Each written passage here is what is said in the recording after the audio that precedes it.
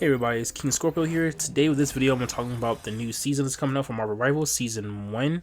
As everyone knows, we all know everything that's be dropping, but I want to talk about and give my point of view, my opinion on what I expect. One of the things I'm talking about is the maps. It's going to be the first thing we'll talk about. There's going to be the gameplay for Sue Richards and her skins. There's going to be Reed, and then we'll talk about Johnny and Grim. If you don't know who Johnny is, that's the Human Torch. Grim is the Thing. Everyone should know that. But let's get started. To start off right now with this whole new map and area we're going through, we're facing Dracula. I already know who's going to be coming to the game later. He ain't gonna drop season 1. I already know that. He's gonna be coming season 2 most likely. It's Blade, one of my all-time favorite comic book characters, especially for Marvel. He's one of my favorite black comic book characters at that. I already know he's gonna come to the game. That also can include that we'll have some funny remarks and everything come from Moon Knight about how Dracula owes him money, and I'm just excited about that. Alright, here's one of the first maps, the Sanctum Sanatorium. I can't even get that word out. I swear I hate having a speech impediment. But yeah, the Sanatorium. Jesus Christ, try to say that 10 times fast. I want to know what type of interactables is going to be in the map, for the map actually starts switching up on you as time goes by, like how in one of the Hydra maps, it will after one team gets a 50%, or both teams add up to 50%, the map changes up. I wonder what happens in this, if the map's going to change up to do something, somehow you could send someone to the Mirrorverse, I don't know, the Mirror Dimension. I just really want to know what they're going to do with this map. And also one of my favorite things I've seen here is seeing the Basset Hound. He's dope. I love him. I'm going to show you a few comic panels from him. You'll see why I love this dog.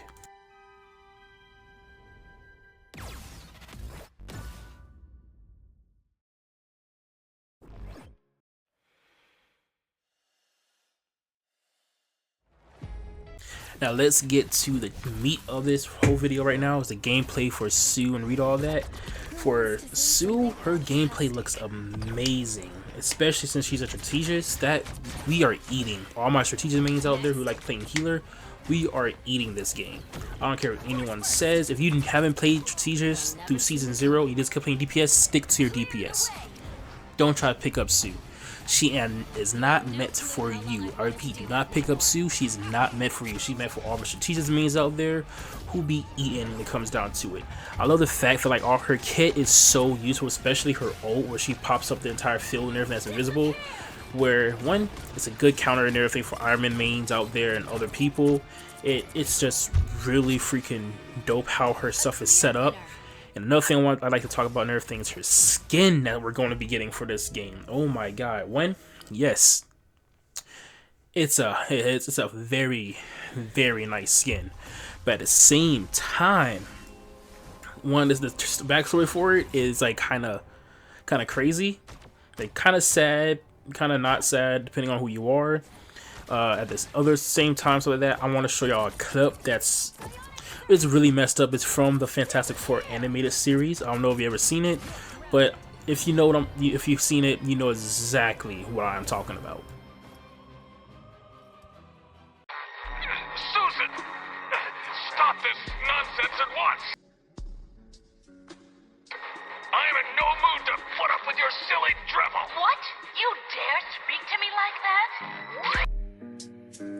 Susan, I'm ordering you to be quiet. I've indulged your tantrums for years, but now is not the time for such games. What? I'm sick of coddling you. Face it, you never could carry your weight in this group. We all know that. That's a lie. Susan, I said, shut up. I hate you. You weak, silly, mindless.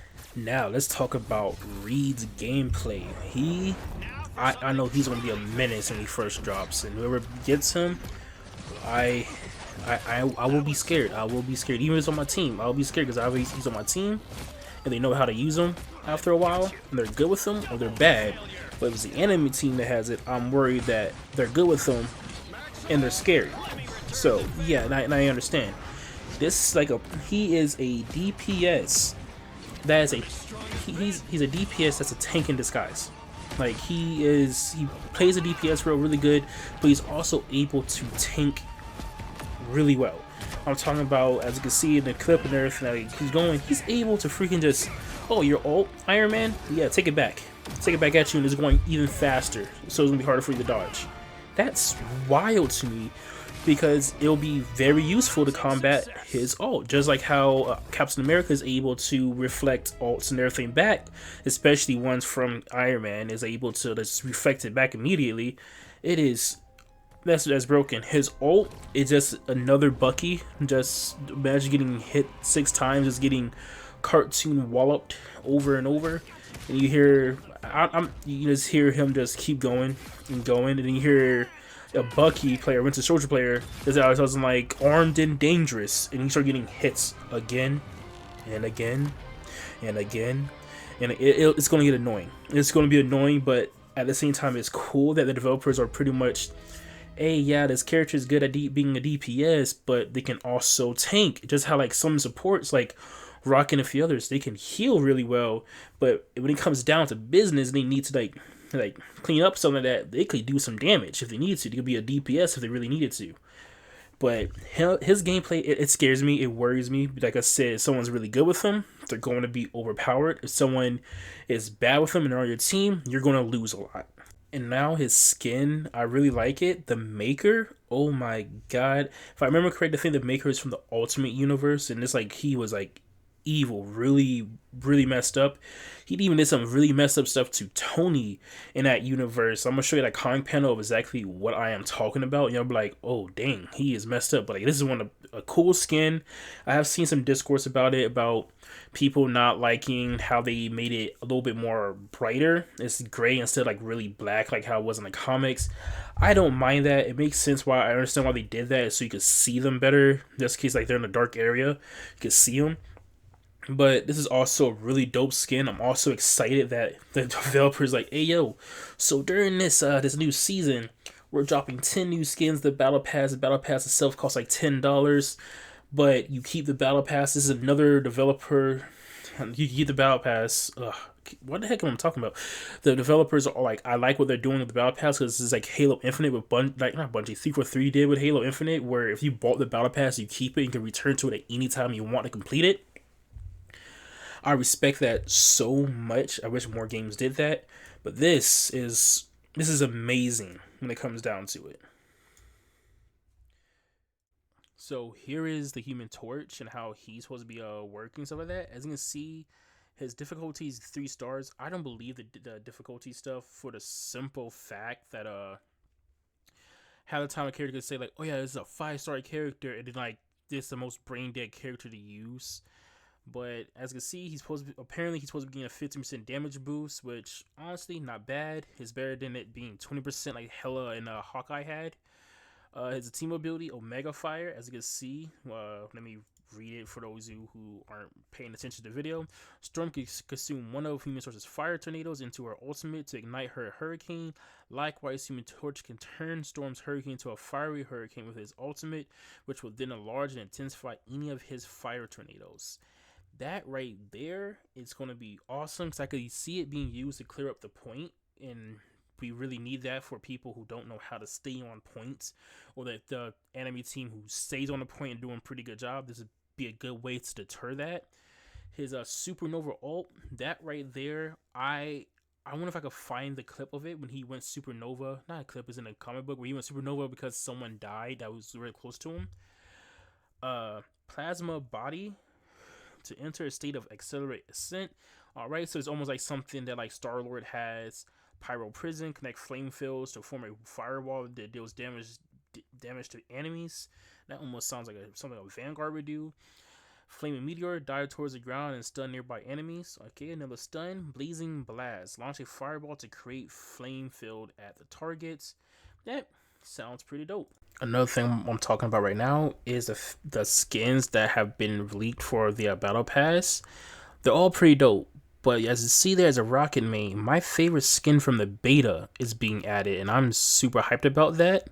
I kind of wish that it was one of those skins, because you know in beta, if you beat it and you got the Cyan skin for Venom, you kept it, but when it came to all the other skins, you didn't. that Rocket skin was my favorite because I grinded the beta just for that skin. I didn't care about anything else. I just wanted that skin. You also, during the battle pass, you get 600 lattice and 600 units to go towards the next battle pass, or if you're a whale, you could spend on something else. And like you see, like the purchase for it for the luxury battle pass is $9.90, and it's that's like $10, I believe. Then the luxury battle pass plus like all the extra stuff, so you can get like a bigger benefit. It's I think it's around $10. I think the luxury battle pass is actually $5. Excuse me. But as you can see, all those skins are dope. I'm gonna show you a better picture of the Rocket skin for the people who didn't play the beta to show you exactly what I'm talking about. Yeah, but here's a skin from the beta that I was talking about for Rocket. It's my favorite skin. I love it. But other than that, that's the end of the video. If y'all want me to talk more about like what's happening with Marvel Rivals and all the leaks and stuff like that, just let me know. But in the meantime, I want you to tell me what heroes you want to come to the game. What do you expect to see in the game? What's your thoughts on roll queue? In my opinion, I don't think the game needs roll queue. That's how you kill a game.